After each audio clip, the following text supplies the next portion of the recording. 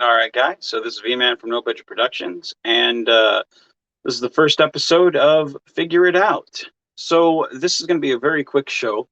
It's basically just kind of a breakdown of my customizations of action figures. For the most part, it'll be my Star Trek figures. Most of them will be the Playmates line because that's what I've done most of them of. Some of them will be the Gloop. I've got some Masters of the Universe figures, some NWO figures that I've done. But for the most part, it'll be the Star Trek line. Like I said, that's what I've worked mostly on. But the thing that most people customize for is because when you go to the toy aisle, you look at something and you're like, if they only did it this way, it'd be much better. And that's kind of what got me into doing action figures. I looked at some of the Playmates action figures, and I was like, well, why did they go this way? Why didn't they do it this way? And so it got me into it. So a lot of the stuff I had to figure out on my own. So it may not necessarily be the way some people did it, but it's you know I had to figure out how to boil the heads to loosen them and then pop them off. Some people squeeze and put them back. I usually the way some of the head, the way most of the heads are is they either will have a ball joint that you can easily pop back in. You'll see that on the Masters of the Universe Origins line. Those are very easily pop back in ball joints. Or there'll be kind of like the main head will be like this, and then there'll be like a small sliver like this, and then there'll be kind of a T joint. I usually just get some either usually toenail clippers or um, uh, like a knife, usually like a fine tip knife, and then make like a triangle of at the bottom part. It'll be like a round um, at part at the bottom of the head, um, and then just kind of make that into a triangle to easily pop back into the body. Um, and that's how I do it. Some people, they'll actually take the action figure, boil the entire body, and then get that to soften the glue, and then they can go along the creases with a knife and kind of pry that body open. I've never even known to do that. It was until I did some research on one of my friends' channel, JD. I think it's JD Customizations or JD Customs. He does a lot of customs. That I even knew you could do it that way. So, his customs are slightly different than mine, but just as fun. So, a lot of these customs are over a decade old because, like I said, I was doing these for quite a while. Um, but, I found a channel called Look at My it's a show called Look at My Star Trek Toys, and I think it's KTE Productions which does it. It's a fairly small YouTube channel, but those guys are, I think it's Keith and Mike that do the show, and they kind of got me rejuvenated for looking at my toys again.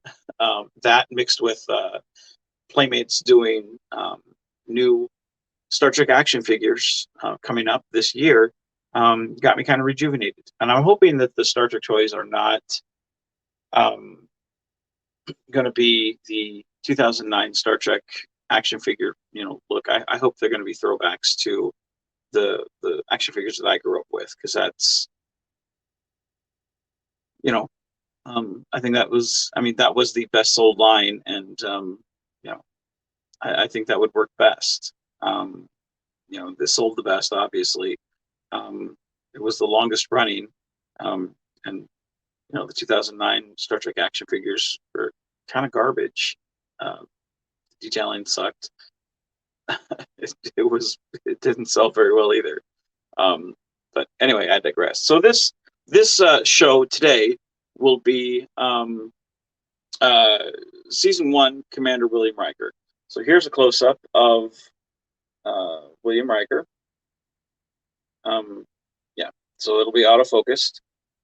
So there, as you can see, it kind of has the season 1 look, season 1 uniform, season 1 look. Kind of has the babyface Riker look,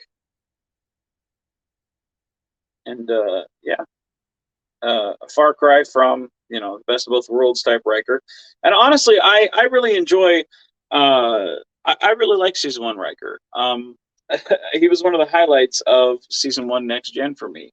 Even though it's you could clearly see the growth of the character from season one to season seven. I think he was one of the characters that got major growth. Um, as opposed to like say Geordi, he really didn't. Even though he got chief engineer, started from like helmsman to being chief engineer, he really didn't get much character growth. But I think Commander Riker did. Um, so here's front point of view. Um, and like I said, clean shaven Riker right there. TNG season one uniform, which as you can see here is noted, it doesn't have the collar. It has the kind of piping on the collar or on the shoulders right there.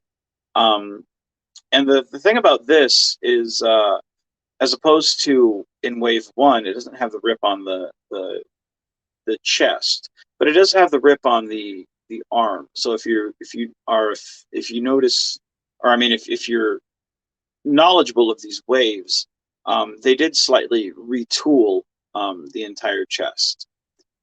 Um, so I don't know why they didn't do that with the armor. It was probably a money issue. But yeah, so that's side point of view, and then of course the back.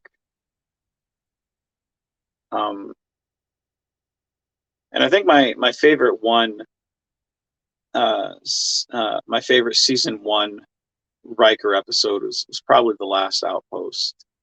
Either that or Hiding Q. I think those are two great Riker episodes from season one because they really display Jonathan Frakes as his character, really highlighting him as a character. His eagerness, his love for the crew, his being on the away missions. And that was something that was a lot different than TOS. If the captain stayed up on the ship and the first officer went, which is still kind of weird considering the fact you had most of the away mission being senior officers. So if the whole away mission died, you lost most of your senior officers. But it's still different for the time, not being the captain going on the away missions. So I thought Jonathan Frakes, those are two episodes that they really showed his, the character's strength, you know, for the series.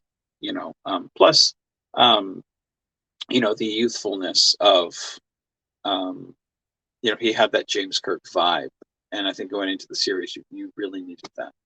So doing this figure, um, I know other people who have done this figure have done, they basically repainted the um, season two, or well, wave. It was actually wave two Commander Riker. They took this figure and repainted the head so he didn't have the beard. But I went a different route than a lot of people because a lot of people didn't have access to um, the other figure that I used. I basically head swapped. I took the body of this figure and head swapped it with Cadet Riker, um, his head. So it gave it that youthfulness that I felt was needed for a season one Riker. Um, and like I said, other people have taken season two Commander Riker and repainted, but I just didn't feel like I could get that look right. I've never felt that repaints were the way to go, regardless whether it was a uniform repaint. I always feel like those are slightly off. So I felt that a head swap was kind of the way to go, and I felt that this was a very decent um, head sculpt for Starfleet Academy. I felt like that whole Starfleet Academy thing was kind of off because they had four figures with that, or no, I think it was five, if I'm not mistaken. It was Picard, Worf, Geordi, Riker, and I think Beverly Crusher. I think were the only five, if I'm not mistaken. I could be wrong. There might have been Troy, but I don't think so. Um, uh, so but Riker was the only one that really actually stood out to me. But like I said, taking the head from Cadet Riker and then the body of season 2, um, and which inadvertently was wave 2 of that line. Um, we ended up with season 1, Commander Riker, because that entire line, wave 1, was basically, I think it was season 5 of the Next Gen cast, and then they came out with wave 2. It was basically everyone in their season 1 outfits. You had Picard, Geordi, Worf, Data, all in their season 1 outfits, but Riker was in season 2, and it was because he still had the beard. So they didn't do a new head sculpt or nothing. They basically, since he had the beard, it was season 2, which I always thought was a little weird, because it's like if you had Worf and Geordi in season 1 and Riker and basically in a bearded season 2, it made for some weird play as a kid. So, but this is not a hard one to recreate. It's pretty easy. But that was my thought process of that, and like I said, it's a fairly easy one to do. I think it looks really good. But anyway, that's my thought process on that. And anyway, I hope you enjoyed the episode, and yeah, see you next week, where I will be doing my Star Trek Generations Dr. Bashir. And this one will be where he will be posable, sadly, and that one will be a repaint, because we didn't have a male version of the medical uniform. So yeah, stop in next week and watch Figure It Out. So that being said, be genuine, be safe, and keep on geeking on, guys.